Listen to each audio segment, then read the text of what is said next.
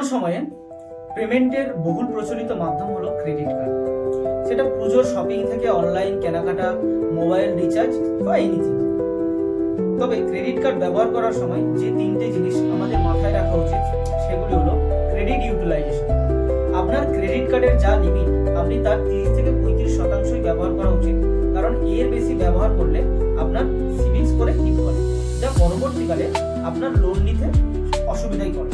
Number 2, কখনোই credit কার্ডকে ব্যবহার করে এটিএম থেকে ক্যাশ উইথড্রল করবেন না, কারণ বাকি অনলাইন ট্রানজ্যাকশনে আপনি 45 দিন ইন্টারেস্ট ফ্রি পেলেও যখনই আপনি ক্যাশ উইথড্রল করবেন ওই উইথড্রল অ্যামাউন্টের উপরে সেই দিন থেকে 35 থেকে 40% ইন্টারেস্ট ক্যালকুলেশন হয়। Number 3, minimum amount bill pay না করে সবসময় total outstanding amount bill pay করতে হবে, কারণ এর উপরে 35 থেকে 40% ইন্টারেস্ট ক্যালকুলেশন হয়। যদি ভিডিওটি ইনফরমেটিভ লাগে please like, share and subscribe my channel Dev finance.